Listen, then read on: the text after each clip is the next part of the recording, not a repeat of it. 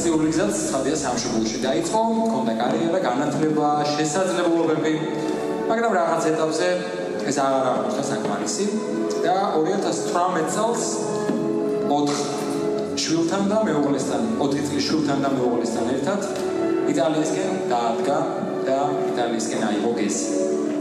იმ დროს მთელი მისი ცხოვრება რამდენიმე ჩემოდანში, ჯამში სულ 34 კილოგრამი აღმოჩნდა. ემიგრაციის პირველი თვეები, მანამდე უცნობები, შიშები, უთვისტომობის, ნულად ყოფნის მიღება. 7 წლის წინ ცხოვრების ყველაზე ბნელ ორმოში ჩავარდა და იქ სულ სხვა ადამიანები იპოვა. დაიწყო წერა. წერდა გაუთავებლად, უსასრულოდ, წერდა საჯაროდ და აღმოჩნდა, რომ ამ დაგებულ დარწე ყვებოდა, რომელიც სრულიად ემიგრაციას ყელში ხონდა გაჩხერილი და ვერავით ახერხებდა, რომ როგორმე ის მოეშორებინათ. მაშინ აღმოჩნდა, რომ გამოცდილების გაზიარება ინტეგრაციის და ჩაკეტილი გარღვევის ერთადერთი საშუალება იყო და ამან საბოლოოდ განაპირობა, რომ ემიგრანტებისთვის დიასპორული მედია, საინფორმაციო არხი შექმნა. ესე დაარსდა დიასპორული მედია აპრიორიტივი. მედია პლატფორმა, რომელიც ემსახურება იტალიაში მცხოვრებ ქართველ ემიგრანტებს, მათ საჭიროებებს, გამოწვევებს და ამბებს. დაიწყო საუბარი იმაზე, რასაც სხვები ჩურჩულით ამბობდნენ და ერიდებოდნენ საუბარს. შრომისუფლებები, ლეგალურად ცხოვრების დოკუმენტების პრობლემები, ბავშვების ინტეგრაცია, ქართული ენის შენარჩუნება, დეპრესია, მონატრება, მარტოობა. დღეს კი აპრიორიტივი უკვე მილიონობით ადამიანს აცნობს ინფორმაციას და მილიონობით მნახველი ხმის. ემიგრანტების ხმა იტალიაში, ასე შეიძლება უწოდოთ ჩვენს შემდეგ ნომინანტს. ქალბატონი ხათუნა შარაძე. და ჯილდო გადაცემს პროექტის მეშვიდე სეზონის ნომინანტი, ბიზნესმენი, მუსიკოსი, მაესტრო ირაკლი შარაძე.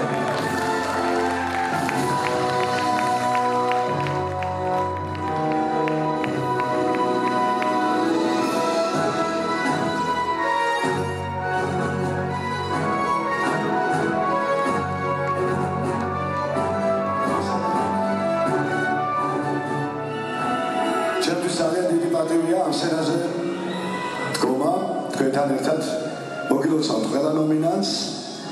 დიდი მადლობა მინდა გადაუხადო დიასპორის სახლს და მის ხელმძღვანელს ქალბატონ ინა ასალიძეს იმისთვის, რომ ესეთ ფასდაუდებელ საქმეს აკეთებს.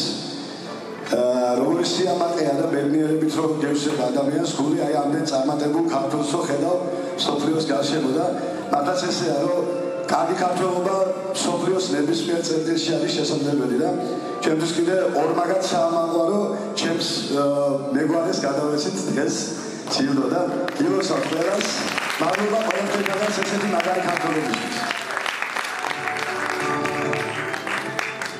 მოგესალმებით. მე წერა უფრო კარგად მეხერხება, ამიტომ მოემზადეთ ძალიან საინტერესო წერილისთვის.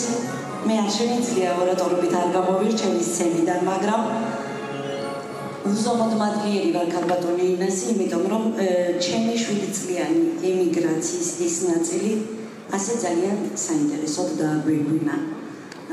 თითოეულ თქვენგანს გისურვებთ წარმატებებს, ემიგრაციაზე ძალიან ბევრი რამის თქმა შემიძლია, თუმცა უკვე ორმოდან ამოსული ვარ და უფრო სხვანაირად ვუყურებ ემიგრაციას უკვე როგორც შესაძლებლობას ისე აღვიქვა. თუმცა ძალიან რთული იყო ყველაფრის ნულიდან დაწყება. ძალიან დიდი მადლობა ამ შესაძლებლობისთვის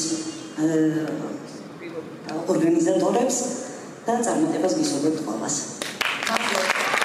მადლობა თქვენ.